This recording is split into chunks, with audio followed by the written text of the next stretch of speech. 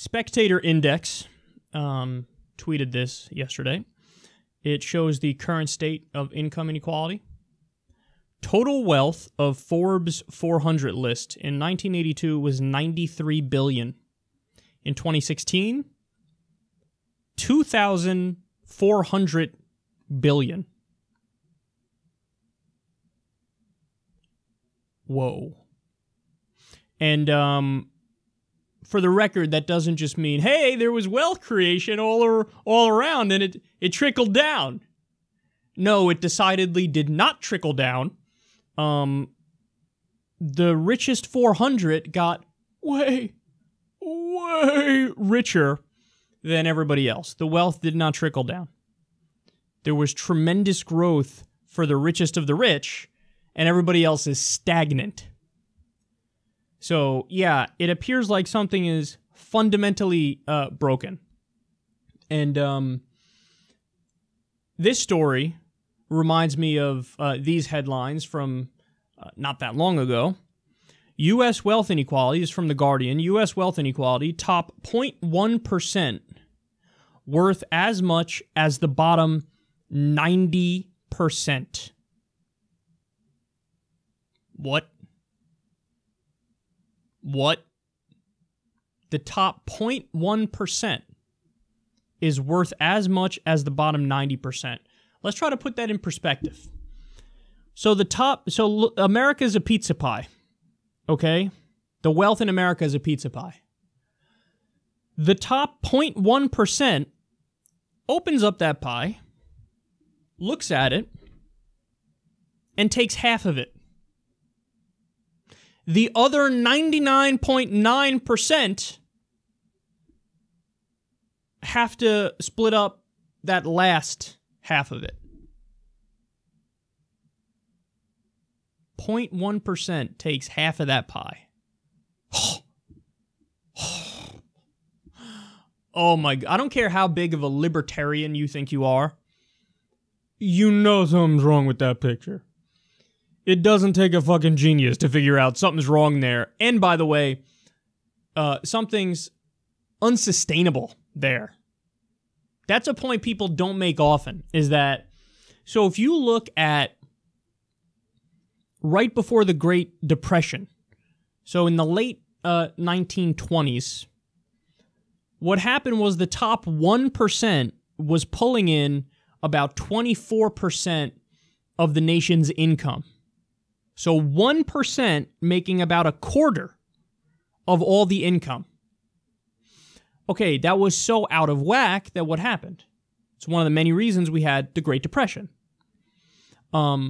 Basically, the way it works is when society doesn't have the ability to buy the goods that the so-called captains of industry are producing, the whole game stops.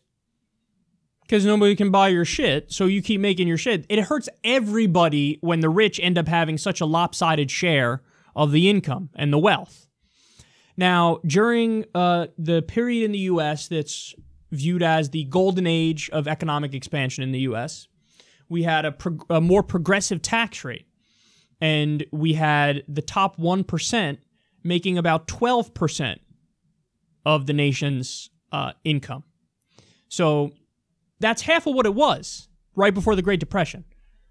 So it was about the top 1% making about half, so 12% of the nation's income. It's still giantly lopsided, but you're going to have a lopsided system whenever there's any element of capitalism within your economy. Like we have a mixed market economy, of course, mixed capitalism and socialism, but there's going to be a lopsided nature to it. And to some extent, income inequality, there's a certain level of income inequality that's absolutely acceptable, and most people would say, yeah, that's more of a meritocracy or whatever, but top 1% was making about 12% of the income.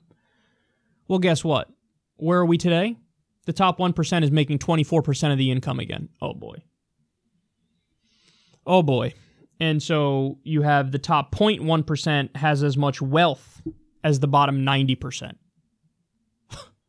Again, unsustainable. There's going to be a gigantic crash coming at some point. And then this last fact I'll give you, we discussed this recently.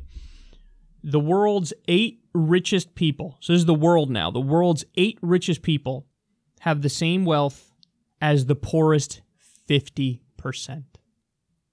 So again, imagine a pizza pie, and then imagine 8 people in the world open that pizza pie, 8 people take half.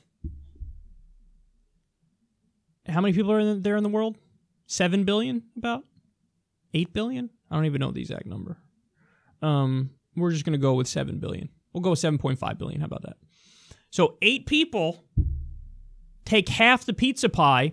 The remaining half is there for about 7.5 billion people.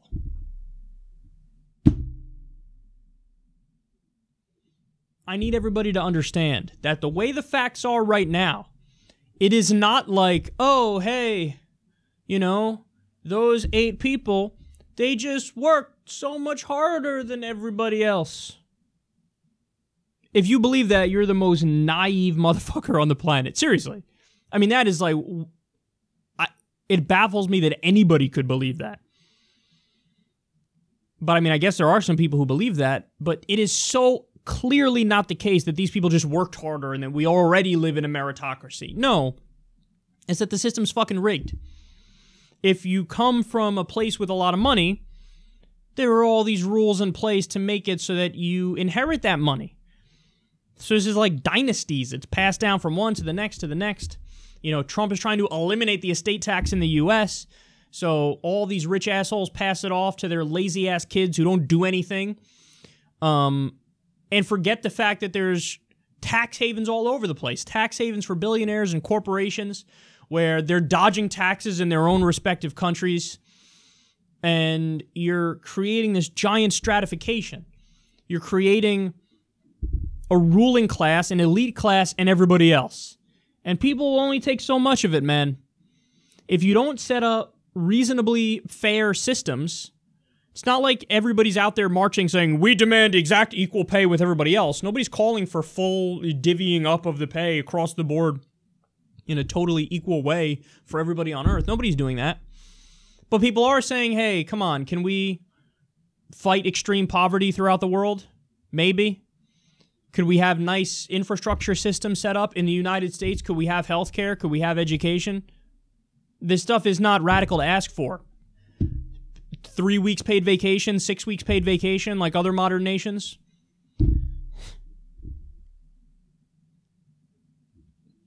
This is the story of our time that's one of the most important stories that's almost never discussed.